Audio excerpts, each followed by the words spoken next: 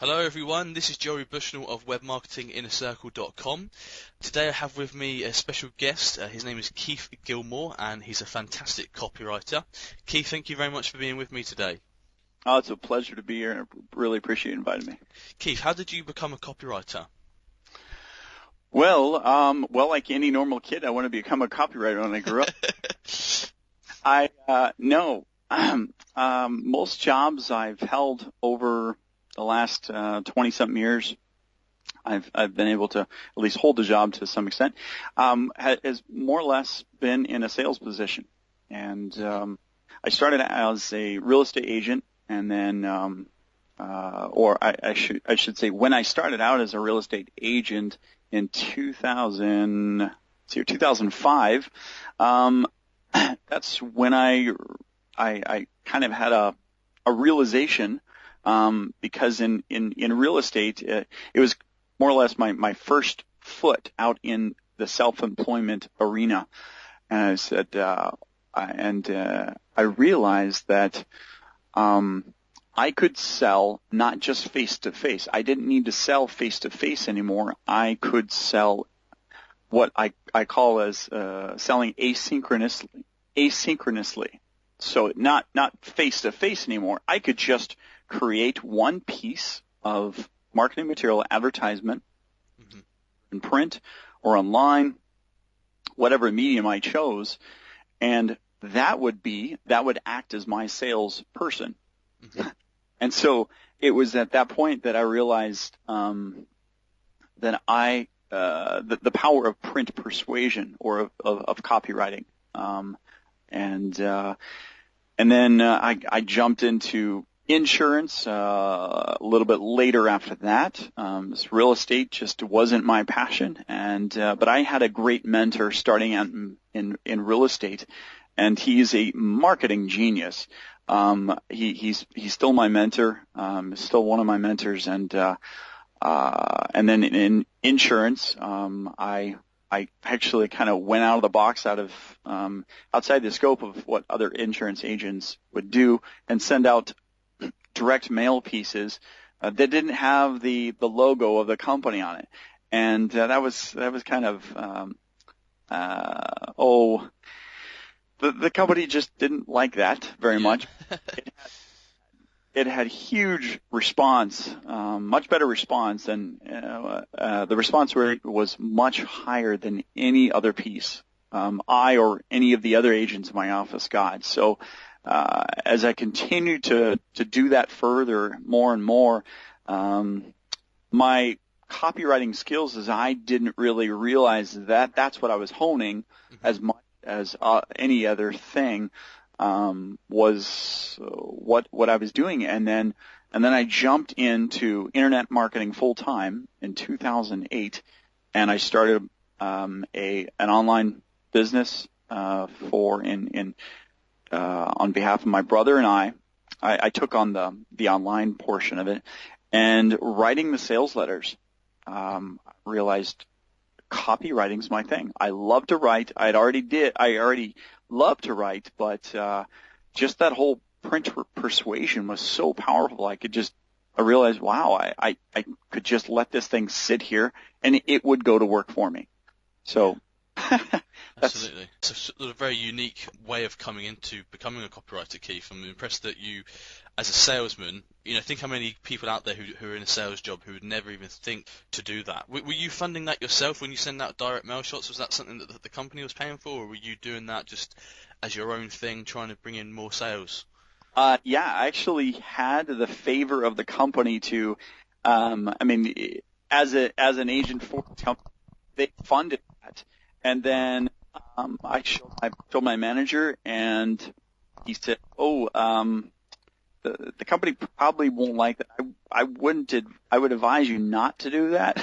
And, I like the fact you're getting such a great response, but I would not. He was basically just saying, if you could find another way around it, then do it. But I went ahead and just continued to use some similar methods and got some great response. But insurance, it's an exciting topic. No, it's boring. And it too was not my passion. And I realized once I got into internet marketing and my gift is just helping people. I love to serve and help. And so once I got into the arena of this world, I realized there's a lot of businesses out there that I could help. So yeah.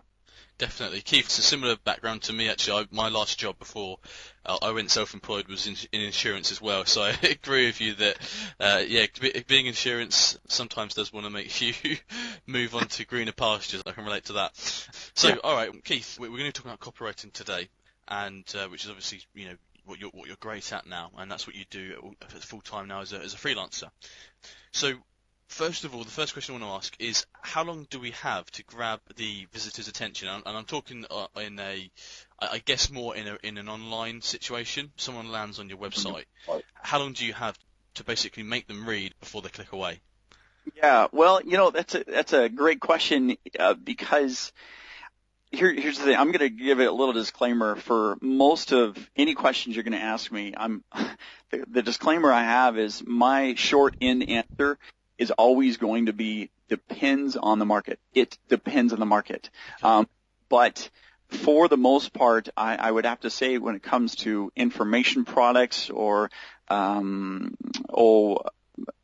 just information products, but tangible products, you have a very short attention span of a customer that your customer has. And so, and studies have shown you've got anywhere between 3 to 8 seconds to grab their attention, pull them in, and get them to continue reading or act, respond, whatever you want them to do. But you do have, if you have a local service website, you have a little bit more grace, a little bit more time that your customer, your prospect is going to give you, because there's sometimes not as many options. Okay. So they're willing to take that a little bit more time to investigate. So you got up to 20 seconds sometimes to grab their attention, and so that's why it's necessary to hit on the most important things on your website that your product is going to provide, or your service is going to provide to them. So. Sure. Okay. Well, either way, between 3 and 20 seconds, it's not a long period of time. I mean, there is a big difference between 3 and 20 seconds, so I take that on board. But even at 20 seconds, that's still not too long to get them to hang around. So what can we do, Keith, to make them stay? How do we grab their attention pretty much immediately? Okay, yeah, I would have to say that one of the things, as a rule, the main objective of your copy should not to be to interrupt them, to interrupt your prospect, to startle them. But, Robert Collier, he was one of the most famous copywriters of all time, wrote, he has a letter book, and in the book he says that the best way to grab your audience's attention, more or less, and I'm paraphrasing here, is to enter into the conversation that's already going on in their mind. So you have to figure out where they're coming from. Where are they coming from? So if it is online, figure out if did they just click on one of your ads? Did they just from your Facebook? Or where do they come from? Did they come from a piece of a paper that you told them to go to a website? And then so and that's why it's necessary to also have some specific landing pages. It's another part of or another key to grabbing their attention is making sure the most important things that you have that is going to connect with your audience and in the conversation is that all those things should be above fold. Okay. All those things should be within the real estate of that person's screen when they're looking at it, so they don't have to scroll down anymore. So that's the above fold, just for any of your listeners that aren't aware of that term. Sure. Okay. And by above fold you mean that they don't have to scroll down the website. Okay, so it's all going to be at the top pretty much. Yes. And why is that? Is that because in majority of cases people won't actually scroll down? Well, again, it goes back to that last question you asked in so far as the amount of time you have to grab their attention. Mm-hmm. If you can present the most important things within the shortest amount of time, that's concise, it's clear, and it gets right to what they're looking for, mm-hmm. and it's talking about your product, it's talking about what they're looking for. Because they're not looking for your product. They are looking for what your product can do, because your product is, or your service is, that vehicle to get them to some place. So you have to communicate that ultimate outcome to them instantly. As soon as you get to their page, as soon as they get to your page, you've got to be able to do that with that top portion. So yeah, that's why it's so important. Otherwise, they lose it. Their attention is lost. Your millions of other websites are calling their name, and they say, you know what, I'm bored. I'm going to take off. Yeah, sure. So important to have that within that above fold section. Okay. One of the attention grabbers is often a headline in a sales page situation, squeeze pages, blog posts. Often a headline is one of the first things that they're going to see, and of course it's usually going to be above the fold. So let's talk about that for a bit. Do you have any sort of tips on creating a strong headline? Because, just because you've got a headline doesn't mean that it's compelling or that it's going to make them stick around. Sure. So yeah, how do we get a strong headline, Keith? Well, I pretty much have kind of 6 main questions I ask the client or myself when I'm writing a headline. Is, if it's already been written, more so. The 6 main questions are: Does your headline provide or offer a reward for reading your sales copy? Mm-hmm. Okay, so if it hits on even if it's in the next 60 seconds, you will learn, or I will show you how, fill in the blank. Number 2, what specifics could you add to make your headline more intriguing and believable? That's huge. Believable. Think of this is where your audience's objections and obstacles and preconceived ideas are going to contest against the things that you say. So if it doesn't come out believable, that's where you really have to think twice about that part. And then as far as the third part is, or the third question would be, does your headline trigger a strong, actionable emotion the reader already has about the subject at hand? So it's got to get them moving, because ultimately the headline, its number one job is to get you to read the next line. Okay. And that line should get you to read the next line. That's the only job of the headline. Yeah. And it's supposed to pull you down, and it's as Joe Sugarman, the amazing copywriter, would say, that's your entry point into what he calls the slippery slide. So your headline should do that. And then the fourth one is, does your headline present a proposition that will instantly get your prospect nodding his or her head? So are you speaking their language, or are you speaking your language? And that's really important. And then number 5, could your headline benefit from the inclusion of a proposed transaction? And then number 6, could you add an element of intrigue to drive the prospect into opening your copy? So if it's in print, a good way of adding an element of intrigue is asking a question. There's one classic example, I would say, not even just asking a question, but a great way of providing adding an element of intrigue is giving them the idea that they shouldn't do something. It kind of goes back to the old thing of, you don't put your hand in the cookie jar. Well, Johnny wants to put his hand in the cookie jar when you tell him. It's that psychology, right? Mm-hmm. So, but the element of intrigue, I've used this quite a bit on on Google AdWords ads is whatever product it is. Right now, I've been heavily involved with a client in Sweden, and they have a particular product, and they're running ads. They've been running ads for the last 5 years, and I just wrote up an ad for them that they just started running about 2 weeks ago, and the ad basically just starts out saying something like, don't hire an editor. Don't hire such and such. Okay? People aren't Google ads, if you look at them, they all look very much the same. So if you present if you present something that is almost juxtaposed to what people are expecting, then that can be that element of intrigue. So. Sure. So that's just what they search for. They're looking for an editor. Is that right, Keith? Yeah. Yeah. Brilliant. Did you pick one of those to use at a time, or do you try to use a combination if possible?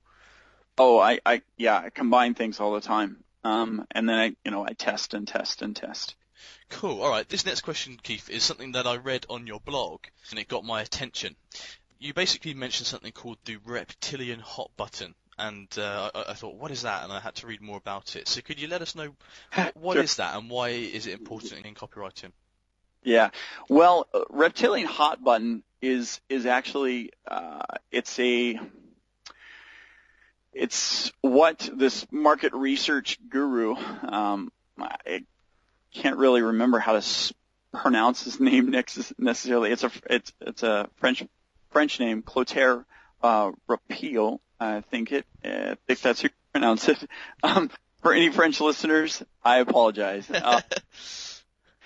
But he calls when he refers to the Reptilian hot button, what he's referring to is, well, you've probably heard it's never about the thing. It's never about the product. It's actually about the result that the product delivers, right?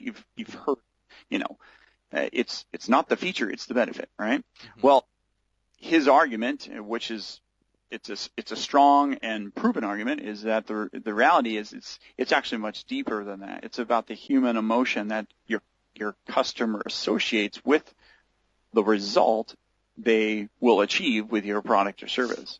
Okay. So, I mean, it just goes, that kind of goes with that screw analogy or screwdriver. I've heard it in both ways. You go to the hardware store to pick up a screw, but you're really not looking for a screw.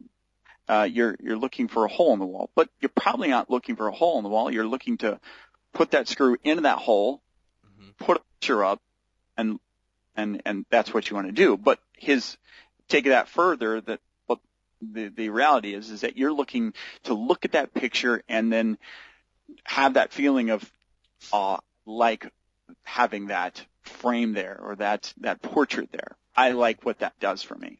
Okay. So Keith, a man buys a Ferrari. He's just spent $100,000 on a brand new Ferrari. Why did he do that? What Reptilian hot buttons were being pressed there? Why did he really buy that Ferrari, in your opinion? Well, in my opinion, my father used to say, people buy things we don't need. We buy things we don't need with money we don't have to impress the people we don't like. Right. The reality is that we oftentimes, even though that person may say, well, I just want to drive fast. Mm-hmm. Well, would you rather want to drive fast all by yourself and out in the desert where no one's going to watch you and no one's going to see you, or would you want to show this off to everybody around you? Did you see how fast I went? There's just a lot more, plain old validation and good feeling that you get when you pull up in a Ferrari as opposed to a 94 Honda Accord. Yeah, sure. So things like a bit of pride and ego there, maybe. It's a validation. Yeah. Everyone's sort of looking at you as you drive past. Yeah, it's amazing, isn't it? Like you said, what's the phrase your dad used to say again, Keith? Because I really thought that was good. Yeah, it's we buy things we don't need with money we don't have to impress the people we don't like. Yeah, very true, I think. Very true. All right, so next question. What would you say is the number one key to increasing conversions on a website? Oh, well, it's actually, well, I kind of make this, I point this out in my blog as well, and I only point it out mainly because I see businesses, more so service businesses more than anything, more so than information product businesses, online. What they forget to do is ask for the sale. A mistake I made as a sales rep many times was just, not asking. I could strike up a conversation and build rapport with someone very quickly. But if you're not asking for the sale, there's no way you're going to make any money, period. But ultimately, it's telling your prospect what to do. I mean, we live in such a short-lived attention span society. If you're speaking their language and they relate with what you're saying, then they'll be agreeing with you. And as you probably know, the more you can get them to agree with you, the more they can nod their head. And so they're saying yes. And if you can get them to nod their head and say yes enough times, then you'll have their unspoken permission to lead them to the solution they're looking for. And so you just say, hey, right now, what you need to do, click here, and this will happen. Or, oftentimes you can be a lot more direct online when you're writing print persuasion, as opposed to in front of them. You can be a lot more direct. You don't have to suffer the awkward body language. Yeah. You're like, well, would you be interested in something like that? You don't have that stammer or that hesitation. You can just write out what they need to do or what they should be doing. Again, it's necessary that you do it in a way that, again, points to the desired outcome they're looking for. Don't just say, buy now. Now, you can, and that works. Amazon does it all the time. But yeah, it's necessary. You just need to ask for the sale. And again, that's the reason I brought that up on my website, is the fact that I just see service businesses just skipping that altogether, and just kind of their website becomes what I call an online business card, stating their name, rank, and serial number, if you would. Like, we're here, and this is us. Here you go. Yeah, totally see what you mean. There's lots that they're not being as direct and asking for the set, and I can see why that would definitely immediately increase conversions if you just would do that. There's also something else that I read on your blog, Keith, which was quite interesting to me, which you said that there's something that you can do with your header that will boost conversion straight away as well. Yeah, well, it's kind of getting back to the asking for sale too, and it really comes down to, I mean, if you've got particularly a service business or something where your prospect is coming to your website, and there's a kind of a trust element that needs to be included, which I've seen again and again boost conversion. And it's just providing a phone number that your prospect, your customer, can call, because they want to know not only can I get, or hey, I need to get a question answered, but can I get a question answered? Mm-hmm. So how easy is it for me to get a hold of you? So by you just putting your phone number up there, boy, it can increase response. It may not increase sales, but it increases the possibility for your customer to not only feel like they can reach you, they can get a hold of you, they can ask you questions, but that when that time does come, they have the opportunity. And then you can also, it just even including a text next to that phone number saying, schedule my estimate or get a free report or, and it doesn't even need, the phone number doesn't need to be there. You're providing some kind of call to action there, next, either next to the phone number or, within, again, this needs to be at the top of your site or within that above fold section. I really highly recommend that. So. Okay. Keith, this is something else that I took from your blog. You mentioned the word semantics, and I wasn't sure what that was at first. Can you let me know what that is and how does that increase conversions? Yeah, it's really just comes down to what kind of language you're using to describe what you're offering, your product. You go to a dealership, a car dealership, and they sell what they say to be pre-owned automobiles, but what they're actually selling are just used cars. But they don't sell them as used cars. They say they're pre-owned. It sounds better. Yeah. Used cars just has a particular negative connotation to it.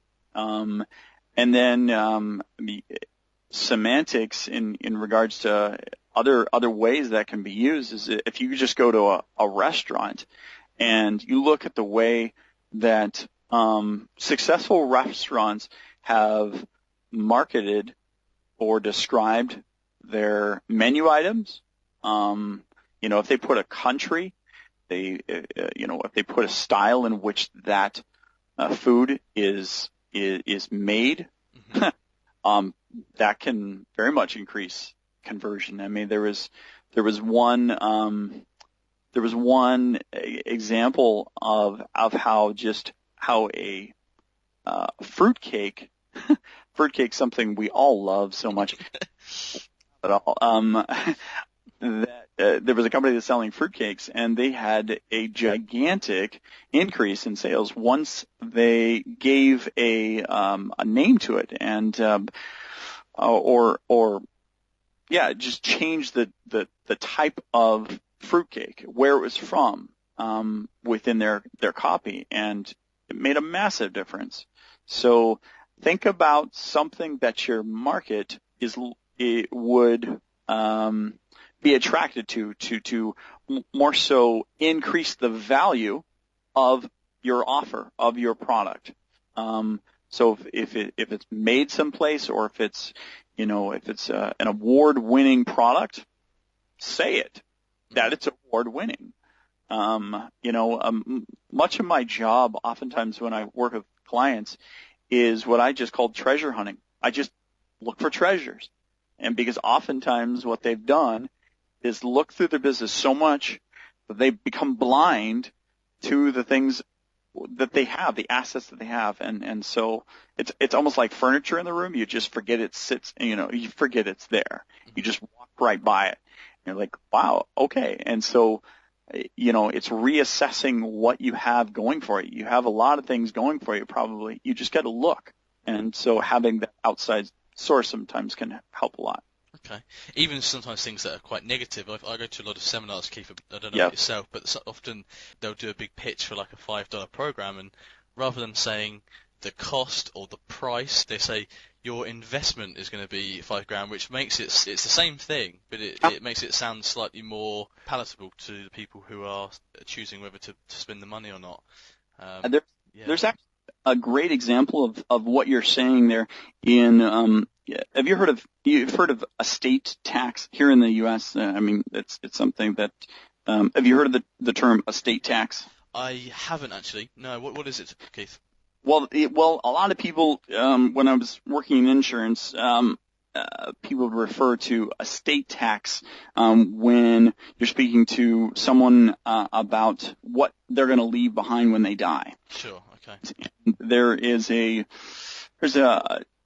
I can't remember his name, but he was on a particular program that was aired on a public TV station here, mm-hmm. and He basically just said that he realized that people had no idea what an estate was, as you just demonstrated. Yeah.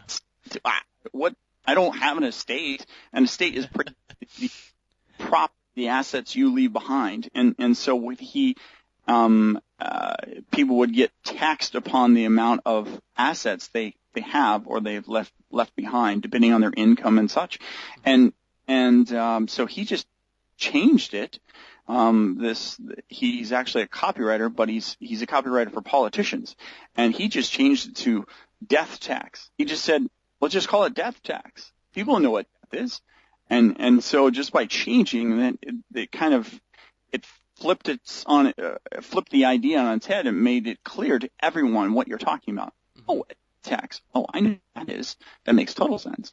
So anyway, that was just an example that I've always appreciated that, because it just sounds much more simpler, especially when I was in insurance. So. Yeah, absolutely. I think that's what we call it over here, Keith, is death tax, which is much more morbid, isn't it? But again, yeah, the whole thing about leaving behind your estate, I have heard that as well. So yeah, it's just not something I've had to deal with, touch wood. So, but yeah, I totally get what you mean. Like I said, Keith, my last job was insurance as well. And it was life insurance, and actually something that we would sometimes remind ourselves of is actually what we were selling was death insurance. The payout happens when someone dies, then the family gets some money. Yeah. But imagine trying to call someone up and trying to sell them death insurance, that would be a really difficult thing to do. If you call it life insurance, and then that's a much nicer thing to be able to sell. So same thing, just said a different way, and yeah, it makes an amazing difference. I don't know what the response would have been if I called it death insurance to people, but it would have been, I'd imagine, a lot more difficult to sell. Yeah. So let's go back onto a brighter topic. Okay, Keith, you mentioned on your blog as well that people prefer to click a button rather than a hyperlink. So what's going on there? Why do people prefer to do that on a website? Well, simply because we scan words much quicker than we do images and buttons. Mm-hmm. Again, I have to make that disclaimer. It does depend on the market. It's you've got to figure out. You look at.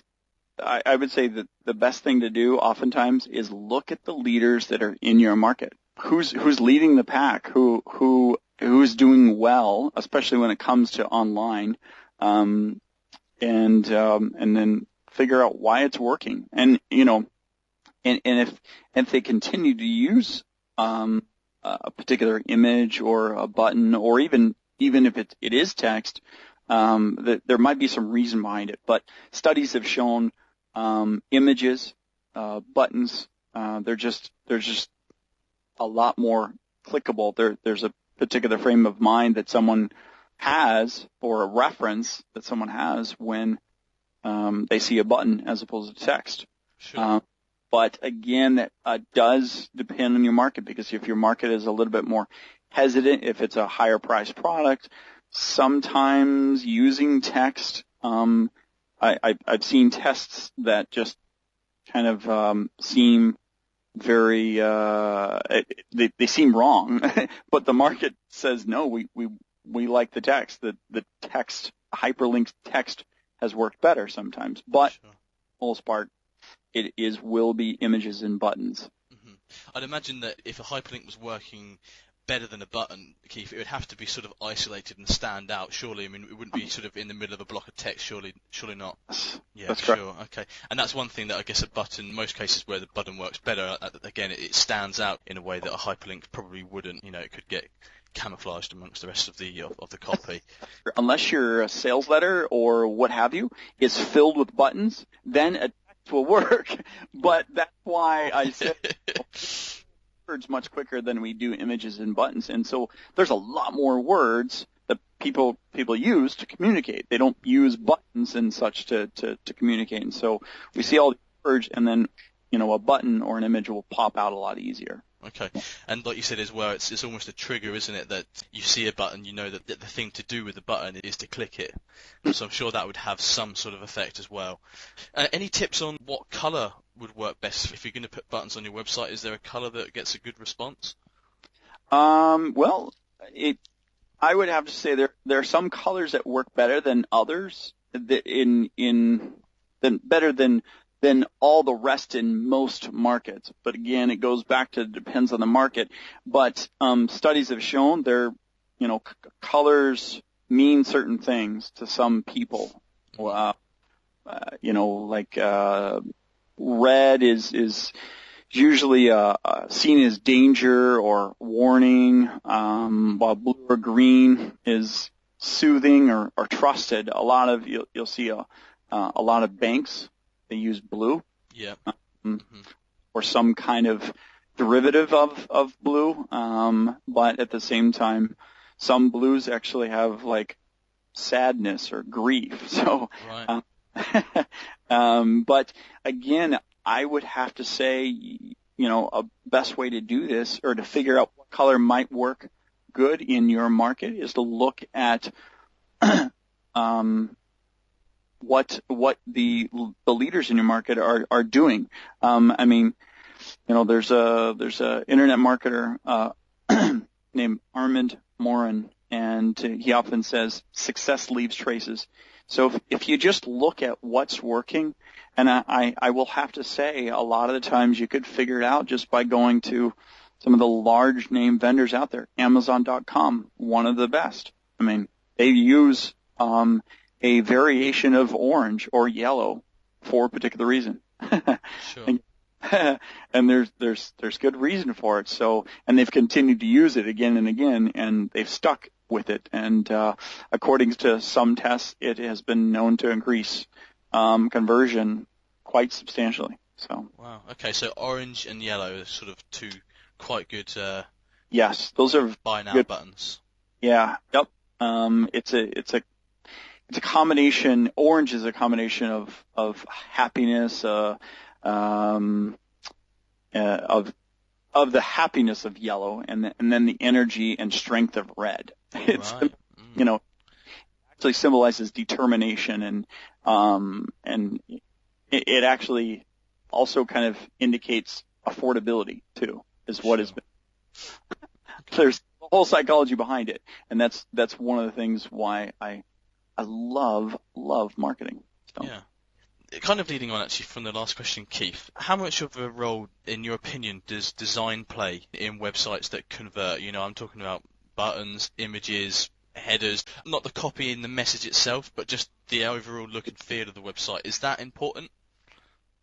Yeah, it is important, but it really comes down to knowing you don't make design decisions based upon your personal likes or dislikes. Okay, you never want to start out the gate by saying, I like this design and this design subjectively without actually looking at what your market what your market likes or what your market has been attracted to in the past. Make them based upon what appeals to them, and the colors and forms and again the language that they identify with.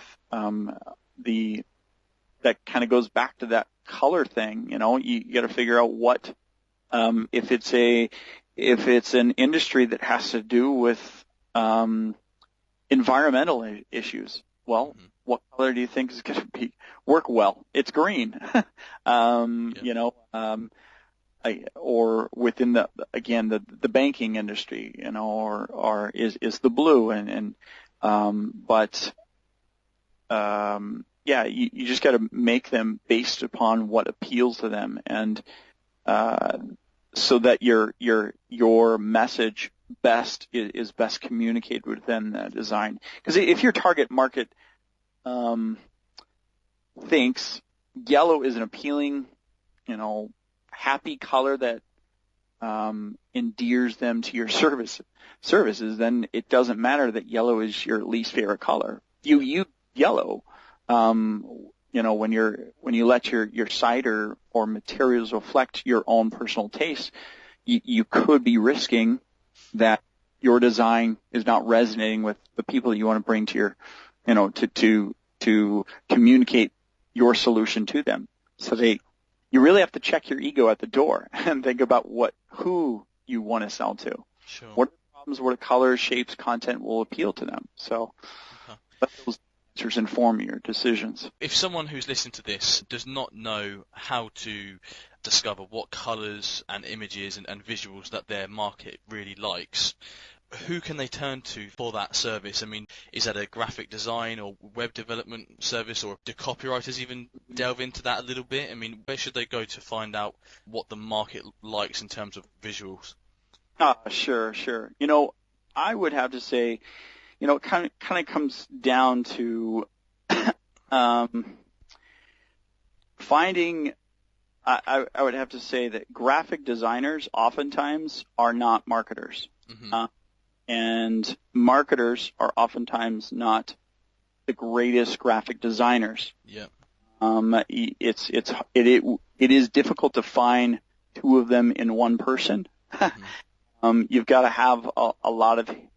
I think it's really gonna come down to having a person who is creative, intuitive, and someone who just understands how to communicate clearly and do it in a way that's direct. Mm-hmm. But oftentimes graphic designers don't know how to do that too well, but yet they understand the creative and some of the intuitive part. But the communication is where it's lacking. Sure.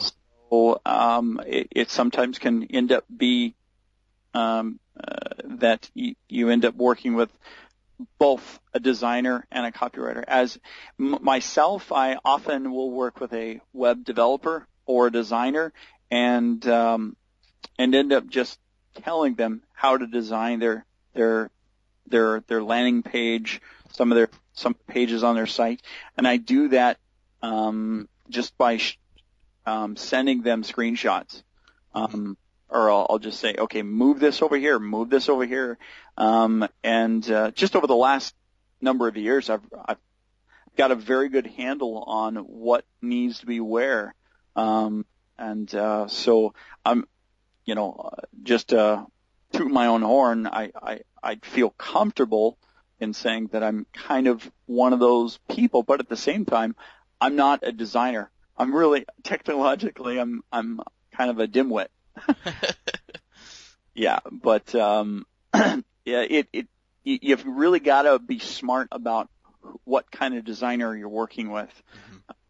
and what they understand about marketing. Because if a designer has never sold a thing in their life, they may not be a good person to work with when it comes to your website. And sure. Your website, if your website should be your number one virtual salesperson, then a designer may not be the person to train that salesperson to sell if they've never done sales. I think we've discovered a gap in the market there, Keith. Having said that, though, actually, I do know a guy who specialises in direct response design, which I guess is that kind of that meeting of the two words which you said, Keith, the graphic design element and yes. the marketing element. Is that a niche that's out there? Is that just my one friend, or is that something you've heard of as well? Direct response design. Yeah, there is a number of them out there. I know of a few, and I've made some recommendations to some clients, but they are far and few between, or hard to find. I've worked with lots and lots of designers, and there's very few that really get it. Sure. And when you do find that person. They're going to be wearing lots of hats, but they can be very talented and work well with you and for you. All right, Keith, on to a sort of different subject now. Why must we keep it simple on our website? Yeah, sure.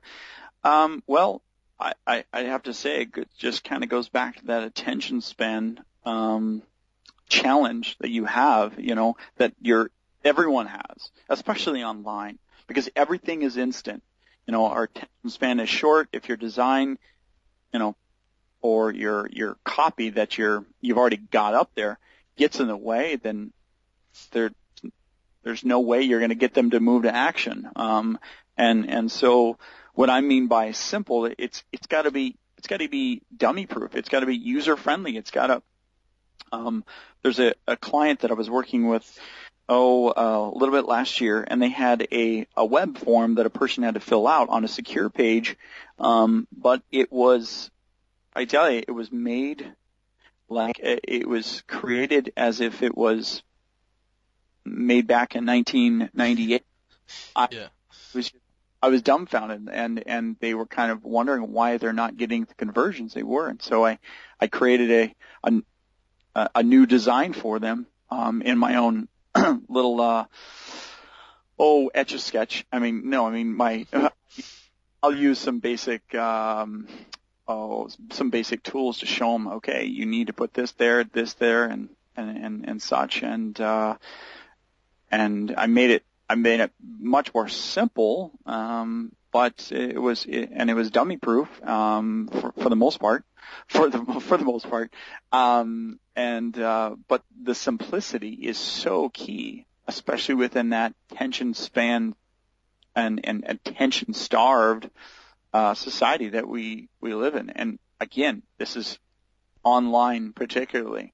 It's got to be user friendly. It's got to be simple. Just make it sure it's concise, it's clear. Don't add a lot of fluff. And then, even part of that simplicity comes in your copy. Make the copy readable and scannable. Anticipate that your market, most of your prospects are going to scan what you're saying. Do not use large paragraphs. Sure. Break it up. It may not seem grammatically correct. You might have the ghost of your English teacher on your shoulder. You're making a horrible mistake, but the fact is that you're not serving your English teacher. You're serving your market. You're serving your customer, and so that's who you have to consider and what they're going to do on their website. So you got to make things simple, easy to consume. So I hope that answers your question. Sure. I can go on and on about the simplicity, but that would kind of be counterproductive to simplicity, right? Yeah, sure. One final question on simplicity, Keith. I think I know the answer to this already, but what about using big words or complicated words, long words? Are they something we should use in copy to sound smart and like we know our market, or is that something we should avoid? I'd say 95% of the time, no. But if your market is sophisticated enough to understand what you're saying, then sure, please use it. Okay. If it references, certain things that they know of to be important, yeah. But for the most part, just most people don't speak that way. Sure. A lot of people use corporate resume language, mm-hmm. and does not. Again, just kind of going back to that, I'm a stickler on the attention span when it comes online, and it's not going to communicate well and do it quickly. So you've got to keep things simple. Just get to the point, man. Yeah. I hear that all the time. Just get to the point. What's the bottom line here? Mm-hmm. What do you do for me? It's that old, adage, or I should say, they say that the most popular radio station in the world is WIIFM. What's in it for me? So in it for me. What is it? Don't give me colorful language. Every now and then I'll make fun of the colorful language, and I'll use the colorful language in my copy, just to, make fun of it. And that's so, but yeah, it's really not necessary. Okay. And off on a slightly different type of place where you would write copy, emails is obviously something that I'm sure a lot of the principles that we've just spoken about will apply. But there's obviously a few other things that you might need to consider with email marketing as well. So what are the 4 biggest factors in successful email marketing? And this is something that I found on your blog, by the way, Keith. So you said you had 4 things to consider when it comes to email marketing. I'm very flattered about you going on my It's a good blog. Well, there's 4 main. I would say there's 4 main metrics you have to look at, and 4 main keys. Number one, it's your open rate. How many times are people opening how many people are you sending it to? And then you look at how many people are opening it. And then the next metric you look at is how many people are clicking the link or links that you have in there. And then ultimately, what kind of conversion are you getting once they get to where you're trying to lead them? And the ways to do that is, you've got the kind of the four elements. I think what you're speaking of is, one of the most important things is your subject line, right? I mean, how do you get them to open up a piece of mail? How do you get them to open up their email, especially when they have all sorts of other emails in their inbox? And then, their phone rings or Facebook is going off or whatever. Again, and just kind of going back to that whole attention span. So you've got to make things very clear what's in it for them, what's going to happen in this email. And then obviously the other elements is, I've actually just started within the last, I'd say 6 months, just started developing a new formula within email, and it kind of it breaks down to 3 components. It's relating, or it's actually, the first one is flattery, relating, and then connecting you to them. So in other words, if you're saying you're reaching out to someone and you want to, let's say, do a joint venture, you tell them what you like about what they're doing, and you say, well, I'm doing something of the sort, and this is what's going on, and this is how you can benefit in that third section. And so those are some of the main elements, I would say. But I would say, out of everything, the most important element within email marketing, which often gets overlooked, is the from field. Who is from? And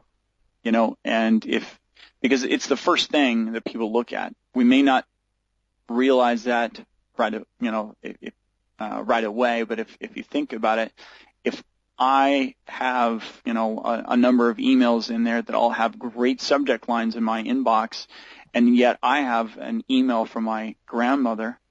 By the way, my grandmother, she'll be 100 years old on the 30th of March. Wow. And so she sent me an email. Wow. I guarantee you that would be the first email I open. But it really comes down to who am I getting this from? And so if I have a bunch of great looking subject lines and they all come from, people in Timbuktu saying, hey, I've got a bridge to sell you, or whatever.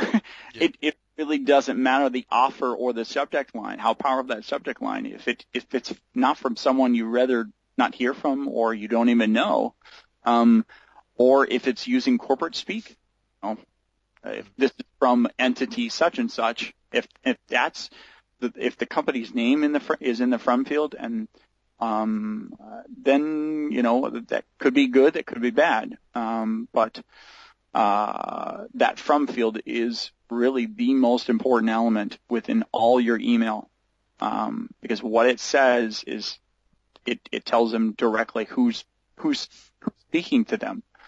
So if you can get that across right away, then great. Yeah, Keith, I guess I knew that, but I just never thought of it in that way. That's a really, really good point. That really is, because you can be as good as copywriter as you like, have a lovely subject line. The email is really, really great, and the links are in the right places. But sometimes just because who you are or who the email's from, they don't open it anyway. So I guess that also goes. If you're building an email list, then that means that it's really important to have a strong relationship with your list, and then actually enjoy getting your emails, because otherwise you're just going to get pushed to the back of the pile, aren't you? So, yeah. And so far as inside your emails, it is necessary that you get right to the point as to what you want them to do. Mm-hmm. And if there's an action you want them to take, Don't be afraid. If you got a lot to say, don't be afraid to say it again or asking for that sale again and again and again through email. I mean, don't do it too much, right?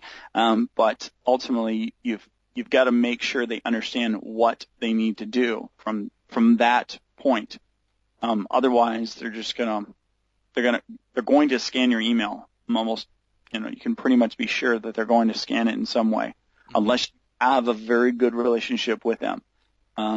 So, and in terms of email, I would have to say, they say the money is in the list, and it's actually not. And then, the other argument is the money is in the relationship in the list. And it is true, but it really comes down to the money is in the value that you bring to the relationship with your list. That's really what it comes down to. So, and if you're not bringing value, your relationship there's not much there. All right, Keith, I've asked a lot of questions of you there and got what I wanted to know from you. Is there any final thing that you would like to share with the listeners yourself? Anything that we might have missed but you think it's important that we understand? Yeah, there's one tip I think that gets overlooked. It's not as talked about as I think it should be. I'm not saying I'm the only one that ever talks about this, but I would say that one of the most important things when you are writing your own copy, and you've got to be, I want to stress that you've got to know who you're writing to. But there's a kind of a little exercise that I give to some clients that just don't understand. Okay, I'd like to work with anyone, say if it's a real estate agent, I'm looking for anyone that is looking to buy a house. Well, come on. Let's be more specific here. And a lot of business owners just forget that they have to speak not just the language of their audience, but they actually have to call their name out. They have to use their name. And kind of a little exercise I take them through is very simple. I'll pretend I don't actually pretend to do this necessarily. I just kind of reenact it. I say, say if my phone was ringing and I pick it up and they ask to speak to you. And the person on the other phone is just asked to speak to you. Now I hand you the phone. You're probably going to ask me a question before you take that phone from me. That question is, who is it? Right? Mm-hmm. Who is it? And ultimately, that is always going to come. That's always going to determine what you should be saying. And in order for you to understand what you should be saying, this is where market research is so important. You have to really get into the mind of your customer. And there's some great because market research, if you do that really well, and it can take up probably 65 to 75% of all your work. Because if you can do that really well, then you'll know how to speak to them quite well. I mean, it's studying the language. It's studying the people group that you want to go out and reach, whether you have a product or service to sell or not, even if it's for nonprofits or some kind of cause. You've got to realize who is it that I'm going to, who am I speaking to, what's their language, and you have to study those people. And some of the best ways to do that, even online, for your some of your audience would help. Would go to sites like Alexa.com, Alexa.com, or Quantcast, which is QUANTCAST.com. There's also Compete.com. These kinds of websites, what they do is that you type in your URL, your website address, or you type in one of your competitors, because sometimes they may not have any information on your website. Say if your website's kind of new, or they don't have the information on your site. Even if it is old, sometimes that happens, because you just may not have gotten very much traffic, and so they don't know about it. Mm-hmm. look at your other competitors, and that's another part of that market research is looking at your competitors. What are they saying? How have they built their websites? And these 3 sites, Alexa, Compete, and Quadcast, can give you just a boatload of great information as to what step, or what's your next step, or how should you come into the market. There's a book called The New Rules of PR and Marketing by David Meerman Scott, I believe it is. Mm-hmm. If I just switched his middle name with his last, if anyone knows that book, please forgive me. No, that's the name. Yeah. Yeah, and in the book he basically talks about the forums, the blogs, and the chat rooms and such of today are yesterday's bar, restaurant, pub. It's where you go to find out what people are talking about. And so you'd never go into a restaurant, bar, pub, whatever, and just sit down at a table and say, "Hey, I've got a product to tell you about or offer you."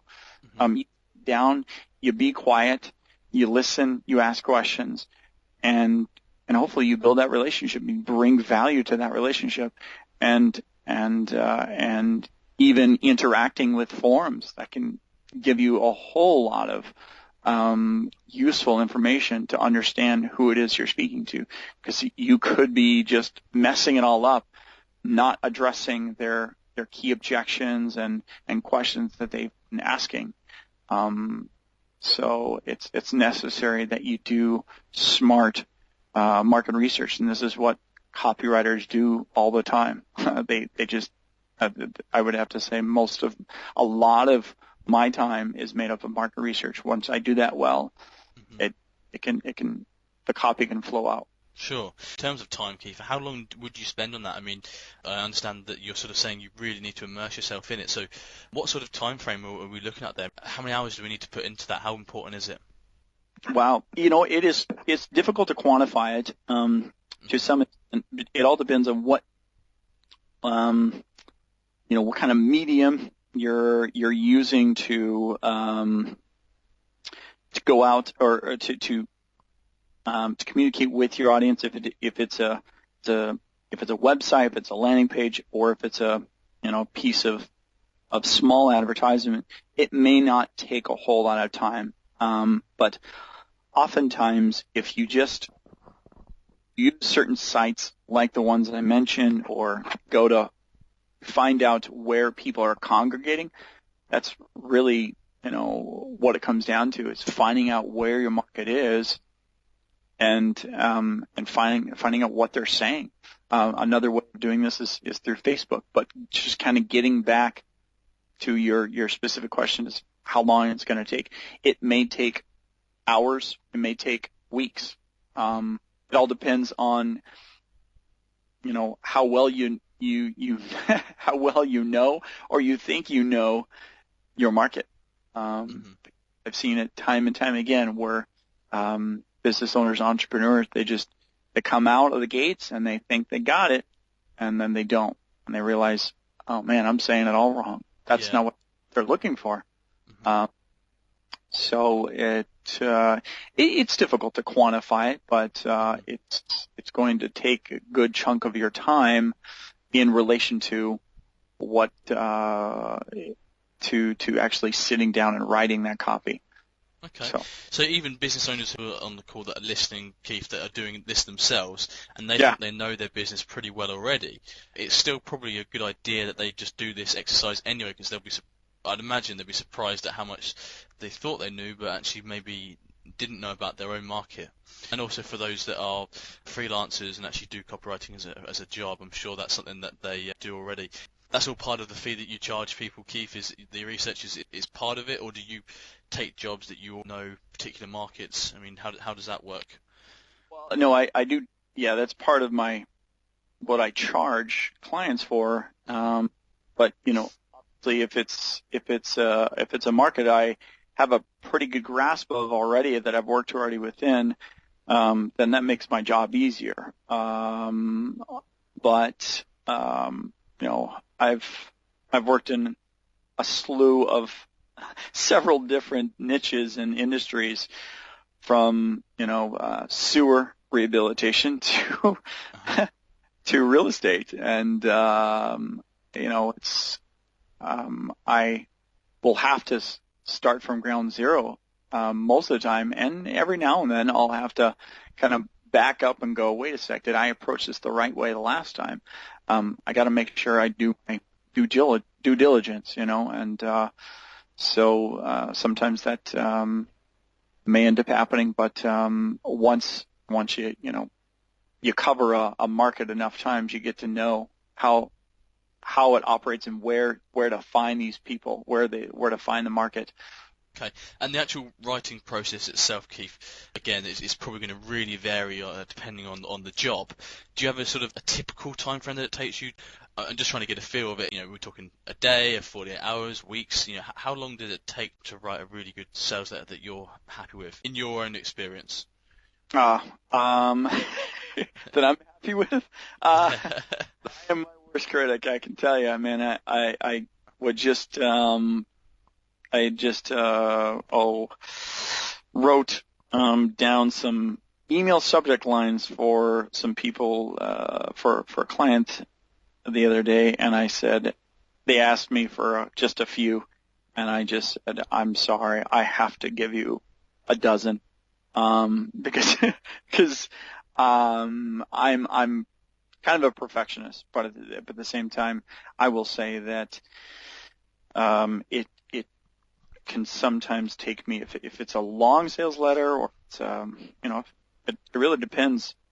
If it's a 5-minute or 15-minute sales video, it could take me a week or two, or it could take me a few days. But I would say, if I have everything in place, I can usually do it within a week or two. Sure. So. One final question, Keith. Just trying to understand the freelance world a little bit more. Do you take on more than one client at a time, or is it kind of the case of working with this person or company, and until that job's done, I'm not looking at anything else? How does that work for you? Sure. Yeah. Well, right now I have only a handful of clients that I've got that I'm actively working with right now, and that's only because I want to preserve my time and my sanity. So yeah, I've got one client that I spend probably 75% of all my energy in, mainly because it's such a gigantic project. But I certainly don't take on everyone. Yeah. So I've over the last number of years, I've gotten to be pretty picky, and that's helped to my benefit. But it's also because I've been plainly screwed in the past based upon my choices, and also clients. Sure. Yeah, it's kind of I want to make sure I'm going to serve them well and it fit. So. Sure. Cool. Well, Keith, I think that's the end of the interview. That's all I wanted to ask of you today, and I really thank you very much for the time that you've given to me and all the information that you've given there. You actually gave us loads of stuff, so it's really awesome. So, Keith, how can the listeners find out more about you and get more of your information? Can they contact you directly? Oh, certainly, yeah. You can just go to keithgilmoreonline.com. It's KEITHGILMORE online. So, I mean, I imagine you might be posting it somewhere, but yeah, it's keithgilmoreonline.com. Email keith@keithgilmoreonline.com, and then phone number for I don't have a UK number yet. Sure. Or an international one. But number you can reach me at locally is 608 is the area code, and that's 301 5131. Brilliant. And so if you're calling from outside of the States, that's add a 001 to the beginning of that, and that would get you through to the States. Awesome. All right, Keith, well, thank you very much for that. That was really awesome. Like you said, I will put a link to your website down below underneath where people are listening to this. And definitely recommend, guys, that you go over there, because a lot of the questions that I used in this interview came directly from Keith's blog. There were answers to questions on there, which I really wanted to basically share with my own listeners. But there's a whole load more where that came from as well. If you like the kind of information that you got today, there's more over on his blog, much more. So Keith, thank you very much for your time today and for not holding back with the information. You're very generous with it. Thank you very much. No problem. My pleasure.